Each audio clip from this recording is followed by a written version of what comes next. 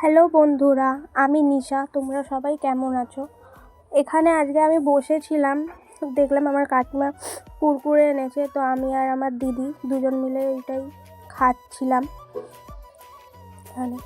তারপর বিকেল হওয়ার পর আমার কাছে পড়তে এসেছিলো, তো আমি ওকে এখানে পড়িয়ে নিলাম, দেখতেই পাচ্ছ তোমরা। তারপর পড়ানোর শেষে বিকেলবেলায় চা দিল দিদি, চা খেলাম। তারপর আমি একটু রেডি হয়ে আমি আর আমার দিদি বেরিয়েছিলাম স্টেশনের দিকে। আমরা দুজনে গেছিলাম ডেলি বাজার মলে। তো ওখানে গিয়ে একটু আমরা মলটা ঘুরে দেখছিলাম সব জিনিস।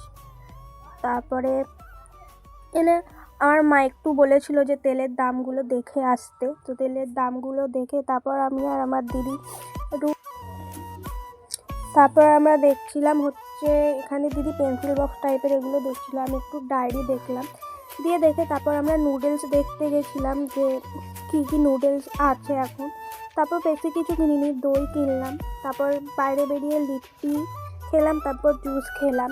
তারপর দিদি এখানে এদেরকে একটু বিস্কুট কিনে খাওয়াচ্ছিল। তারপর বাড়ি আসার সময় দই ফুচকা খেয়ে আমরা দুজন বাড়ি চলে এলাম। আজকের ব্লগটা এখান পর্যন্ত। যদি তোমাদের ভালো লেগে থাকে তাহলে লাইক, কমেন্ট, সাবস্ক্রাইব করে দিও।